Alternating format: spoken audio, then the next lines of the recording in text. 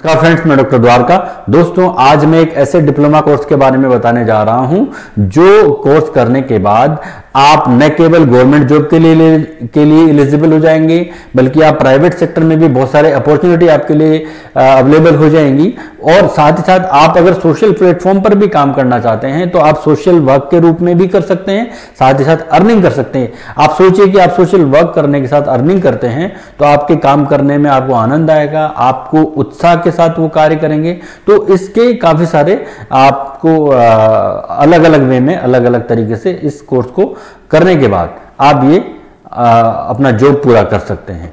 तो दोस्तों, इस डिप्लोमा कोर्स का जो नाम है वो है PG diploma in guidance and counselling. दोस्तों, इसको रेगुलर मोड पर भी कर सकते हैं, इसको डिस्टेंस मोड पर भी कर सकते हैं। जहां तक मैं आपको सजेस्ट करूं तो इसको रेगुलर मोड पे करने के फायदे ज्यादा हैं, क्योंकि रेगुलर कोर्स को जब हम करते हैं तो बहुत सारे कॉन्सेप्ट हमें क्लासेस में, प्रैक्टिकल्स में क्लियर करा दिए जाते हैं। तो इसकी वजह से हम हमारे आने वाले समय में उस कार्य को बहुत अच्छे तरीके से कर पाते हैं। तो ये एक डिफरेंस होता है रेगुलर मोड पर करने का। तो अगर हम इसे रेगुलर मोड पे कर पाते हैं तो बेस्ट है। तो जो कैंडिडेट या जो स्टूडेंट नए नए जो है निकल रहे हैं, या पीजी किए हुए हैं, या जो मतलब बीए, बीएससी, बीएड करने वाले हैं, कर चुके हैं, वो लोगों के लिए ये अगर रेगुलर में मोड पर अगर वो इसको कर लेते हैं तो उनके लिए बहुत अच्छे तरीके से ये जॉब अपॉर्चुनिटी अवेलेबल कराएगा, क्योंकि बहुत अच्छे तरीके से वो ट्रेंड हो जाएंगे। तो इस कोर्स को का नाम है diploma, PG diploma in guidance and counselling. जहां तक मैं इसको आपको ये बताना चाहूं कि इसको रेगुलर मोड पर भी आप किस तरीके से करें, तो इसको मैं पहले सजेस्ट करूंगा निफ्सिड से। तो निफ्सिड जो है दोस्तों, इसका फुल फॉर्म है national institute of public cooperation and child development. दोस्तों, ये एक मात्र एक ऐसी रेगुलेटरी बॉडी है जिसमें जो आरसीआई से रिकॉग्नाइज्ड है। यही एक मेजर रीजन है यहां से करने का। तो चूंकि आरसीआई यानी कि रिहेबिलिटेशन काउंसिल ऑफ इंडिया से रिकॉग्नाइज्ड होने की वजह से यहां से ट्रेंड, यहां से जो डिप्लोमा कोर्स करने वाले स्टूडेंट हैं वो अपने आप में बेहतरीन प्रोफेशनल तरीके से काउंसलर बन जाते हैं। तो ये एक बड़ा रीजन है। तो इस कोर्स को करने की जो ड्यूरेशन है वो 1 साल का है। इस 1 साल में भी जो लास्ट के 2 मंथ्स हैं वो साल के आखिरी के 2 महीने हैं। इन 2 महीनों में आपको इंटर्नशिप करानी होती है और उसमें आपको बहुत अच्छे तरीके से वो ट्रेन कर देते हैं। प्रैक्टिकली आपको इस तरह से करते हैं कि आप अच्छे से काउंसलिंग कर पाएं या अच्छे काउंसलर बन पाएं। जहां तक इसमें एडमिशन की बात करें निफ्सिड में, तो निफ्सिड के जितने भी इंस्टीट्यूट हैं यहाँ पर सीट्स लिमिटेड होती हैं, सीट्स कम होती हैं, और सीट्स में कॉमन एंट्रेंस टेस्ट के द्वारा एडमिशन होता है। आप वहाँ प्रवेश पा सकते हैं। तो कॉमन एंट्रेंस टेस्ट होता है तो आपको तैयारी करनी होती है, उसके बाद इंटरव्यू होता है, रैंकिंग होती है। तो आप अच्छे से तैयारी करें और एडमिशन लें और निफ्सिड से इसको कर सकते हैं।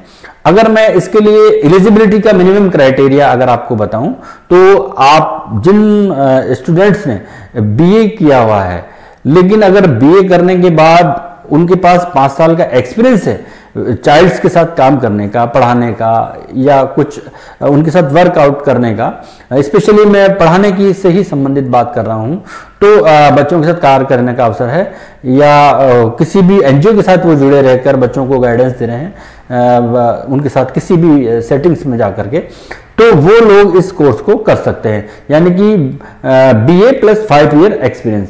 और अगर कोई बीए, बीएससी, बीकॉम, बीएड है तो उनके लिए 4 साल का एक्सपीरियंस जो है बच्चों के साथ काम करने का होना चाहिए, तो वो इसको कर सकते हैं। लेकिन जो एमएड है वो इसको सीधे ही इस एंट्रेंस टेस्ट को दे सकते हैं। इसके अलावा जो पीजी किए हुए में हैं, बीए के बाद जब पीजी करते हैं, पोस्ट ग्रेजुएशन करते हैं, तो पोस्ट ग्रेजुएशन अगर वो एमएसडब्ल्यू में है, अगर वो साइकोलॉजी से किए हुए हैं, अगर वो नर्सिंग से किए हुए हैं, अगर वो चाइल्ड डेवलपमेंट पर किए हुए हैं, अगर वो स्पेशल एजुकेशन में किए हुए हैं, तो ये लोग सीधे ही कॉमन एंट्रेंस टेस्ट को दे करके, पास करके, और ये निफ्सिड से इस डिप्लोमा कोर्स को जो 1 साल का है कर सकते हैं और एक बेहतरीन काउंसलर बन सकते हैं, प्रोफेशनल काउंसलर बन सकते हैं और यहाँ से जो निकले हुए बच्चे हैं वो न केवल राज्य देश बल्कि बाहर भी निश्चित से करने वाले जा सकते हैं, काम कर सकते हैं।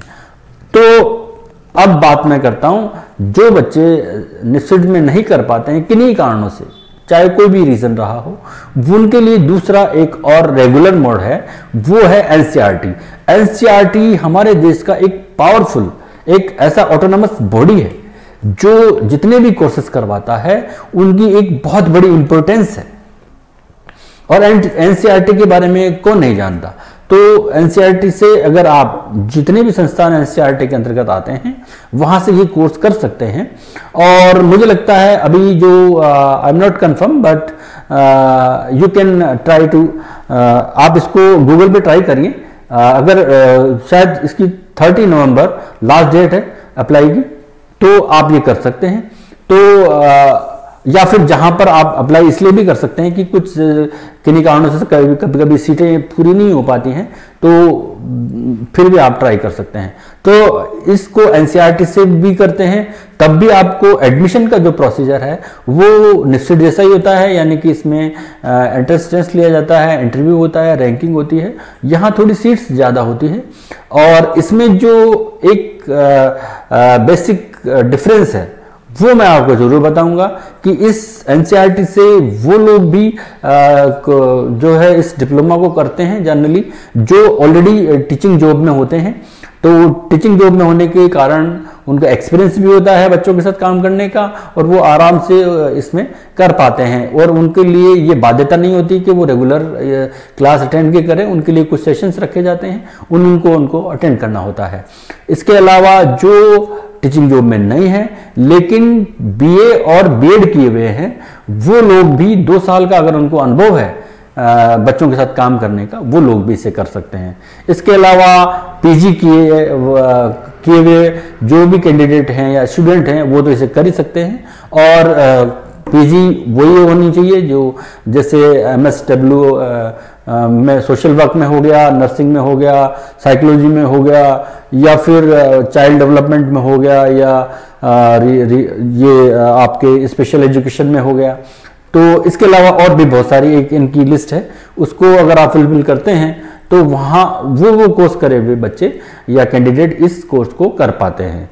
और इसमें भी ड्यूरेशन 1 साल का ही है और इसमें जो शुरू के 6 महीने हैं इसमें सेल्फ लर्निंग होती है क्योंकि ये इसमें टीचिंग जॉब वाले ज़्यादा होते हैं और सेल्फ लर्निंग कर लेते हैं। फिर नेक्स्ट जो 3 मंथ्स होते हैं उसमें वो डीपली सब्जेक्ट के बारे में पढ़ाया जाता है, वो अटेंडिंग का होता है उसमें प्रोसीजर और बहुत अच्छे से सब्जेक्ट की नॉलेज दी जाती है। और लास्ट के 3 मंथ्स जो है अपने ही फील्ड में वो इंटर्नशिप कर सकते हैं जो कि अच्छी खासी इंटर्नशिप होती है और उसके बाद एक आप प्रोफेशनल काउंसलर बन जाते हैं, एक ऐसे काउंसलर जो अपने फील्ड में काम कर सकते हैं या अपने फील्ड से बाहर भी काम कर सकते हैं।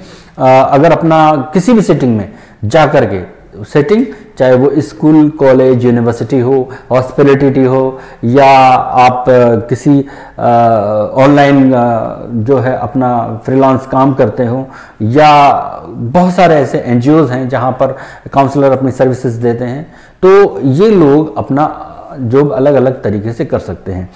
अब मैं बात करने जा रहा हूं डिस्टेंस मोड पर। पहले इस कोर्स को वर्धमान महावीर ओपन यूनिवर्सिटी करवा रही थी, अब शायद 1-2 वर्षों से ये वहां नहीं हो पा रहा है, ये कोर्स बंद हो गया है डिस्टेंस मोड पे। अब आप इसको जामिया मिलिया इस्लामिया से इसको कर सकते हैं और उसकी भी डेट शायद 30 नवंबर है और आप अप्लाई करें और जितना जल्दी हो सके करें।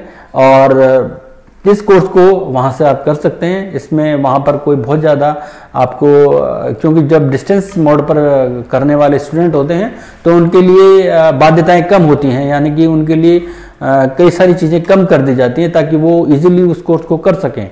कुछ लोग जॉब में होते हैं वो भी डिस्टेंस से करते हैं, कुछ लोग जो दूर रहते हैं तो वो डिस्टेंस मोड से कर लेते हैं। मैक्सिमम लोग तो जॉब की वजह से डिस्टेंस मोड को चूज करते हैं।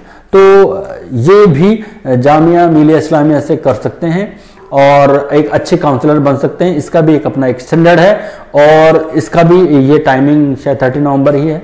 तो आप इसको एक बार कंफर्म करें और इसको करने की पूरी तैयारी करें। तो दोस्तों अगर हम बात करें कि एक काउंसलर जो है कहाँ कहाँ काम कर सकता है, तो दोस्तों देखिए स्कूल कॉलेज यूनिवर्सिटी में कर सकता है और वो रिहेब सेंटर्स में कर सकता है, हॉस्पिटलिटी में कर सकता है, मेंटल हेल्थ सेंटर्स में कर सकता है, ऑनलाइन अपनी जो है सर्विसेज दे सकता है, या फिर वो कैरियर काउंसलर के रूप में कर सकता है। तो इस तरह वो अपना कार्य कर सकता है, इन सेटिंग्स में वो अपना कार्य कर सकता है, कर सकता है। Career as a career counsellor कर सकता है, मेंटल हेल्थ काउंसलर कर सकता है, रिहेब काउंसलर कर सकता है, या और भी बहुत सारे ऐसे जो होते हैं कि जहां पर वो अपने एज ए काउंसलर सर्विसेज दे सकता है। अगर हम बात करें कि वो अर्निंग क्या कर सकता है, तो जहां तक मेरा एक्सपीरियंस है तो वो पर सेशन अगर वो अपनी निजी प्रैक्टिस भी कर सकता है। देखिए गवर्नमेंट जॉब का अपना क्राइटेरिया है सैलरी का, वहां गवर्नमेंट अपने हिसाब से तय करती है। प्राइवेट सेक्टर में भी अगर कोई अच्छे ढंग की जगह पर काम करने लगता है तो उसको 30 to 40,000 के अराउंड उसको स्टार्टिंग उसकी होती है, और फिर धीरे धीरे जितना वो एक्सपर्टाइज उसका काम में होता जाता है वो उतनी ही अच्छी अर्निंग करता चला जाता है।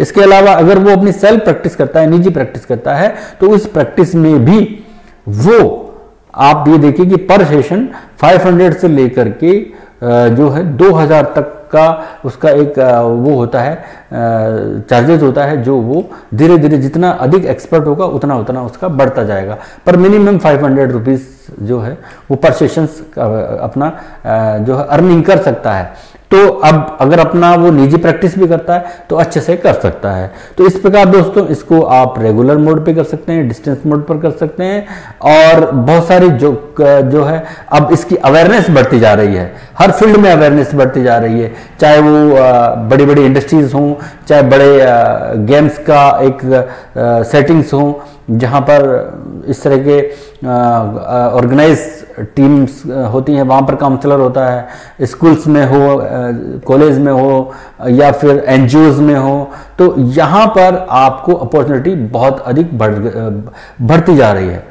तो आप इस कोर्स को करने के बाद अपने आप को अच्छे से सेट कर सकते हैं एज ए कैरियर काउंसलर के रूप में। तो दोस्तों मेरा आज का वीडियो यहीं तक था। कोई भी जानकारी यदि चाहिए तो मेरे कमेंट बॉक्स में आकर करिएगा, और जितनी मुझसे अधिक जानकारी आपको मैं अवेलेबल करा पाऊंगा कराऊंगा। तो मेरा वीडियो यहीं तक था दोस्तों, धन्यवाद, नमस्कार।